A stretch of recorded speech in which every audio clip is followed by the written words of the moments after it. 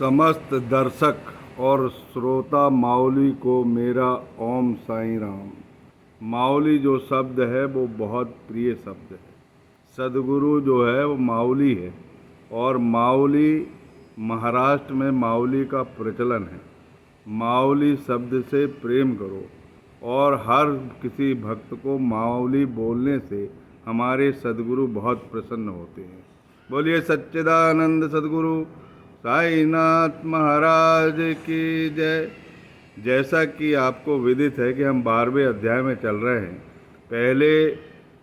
पहली कथा में हमने प्रस्तावना बताई थी, जिसमें संत का आचरण बताया था। दूसरी कथा में हमने काका महाजनी और उनकी सेठ की कथा बताई थी और बाबा की सर्वव्यापकता और बाबा का भक्तों से प्रेम, भक्तों के जीवन का संचालन और उनकी नौकरी का भी संचालन, इन सब बातों को हमने गहराई से बताया। अब हम तीसरी बड़ी ही सुंदर और पुनीत कथा पर आते हैं, जो नासिक के भाऊ साहब धमाल वकील की कथा है।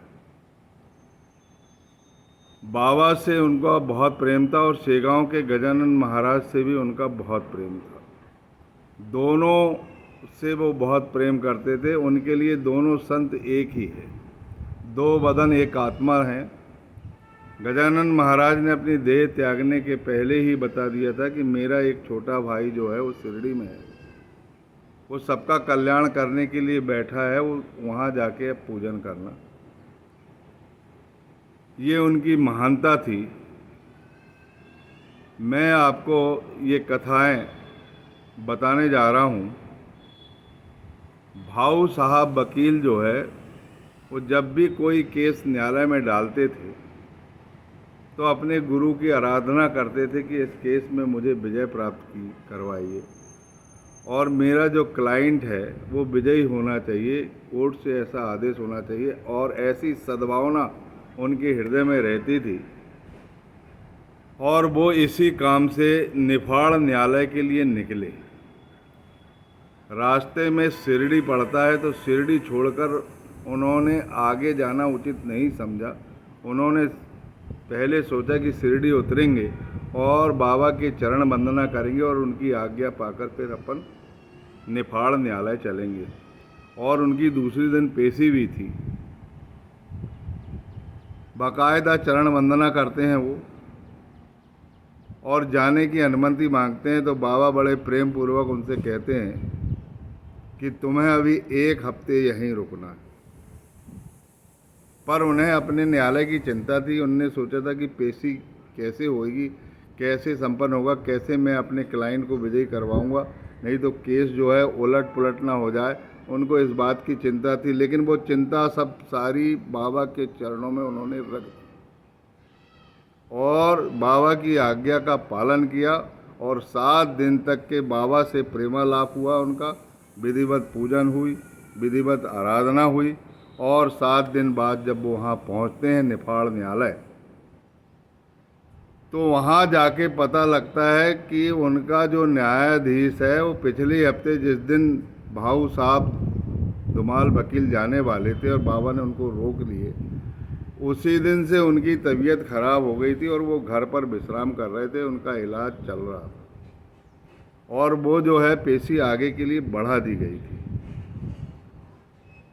तो धमाल वकील के आंख में आंसू आ जाते। देखो देखो, ये मेरा तो पालन करते ही हैं, मेरे घर का भी पालन करते हैं, देखो मेरी नौकरी पर भी कितना ध्यान देते हैं। इन्हें पता था कि मैं आऊँगा और कोई काम नहीं होगा, लेकिन उन्होंने पहले ही सचेत कर दिया। हे श्रोताओं, हे श्रोता माउलीगण, मैं आपसे निवेदन करना चाहता हूँ कि ऐसे संत के चरण को पकड़ लो जो आपके घर का परिवार सहित कल्याण करेंगे और जिसके लिए भी आप प्रार्थना करेंगे उसका भी कल्याण करेंगे, लेकिन सच्चा प्रेम उनसे बढ़ा लो। भाऊ साहब वकील की आंखों में आंसू आ गए और वो 2 माह तक 3 माह तक वो केस चलता रहा और अंत में वो विजयी हुए। विजय होने के बाद उन्हें बहुत प्रसन्नता हुई। प्रसन्नता के आंसू उनकी आंखों से झरते थे और उनका मुवक्किल जो है वो विजयी घोषित हो गया। आर्डर पाकर वो बहुत प्रसन्न हुए और बाबा के अनन्य भक्त बढ़ गए और उनमें भक्ति और प्रेम की जो प्रवाह है वो तीव्र गति से होने लगा। बोलिए सच्चिदानंद सद्गुरु साईनाथ महाराज की जय। तो ऐसे हैं सद्गुरु साईनाथ महाराज, उनको छोड़कर और कहाँ जाएं।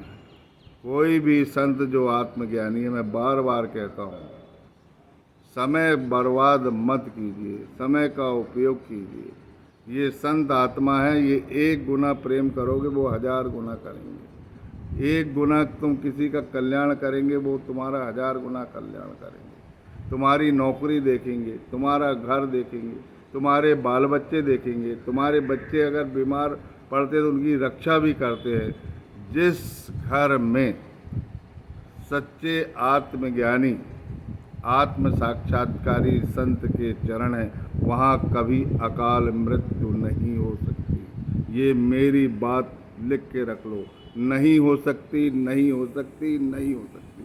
सच्चिदानंद सद्गुरु साईनाथ महाराज की जय।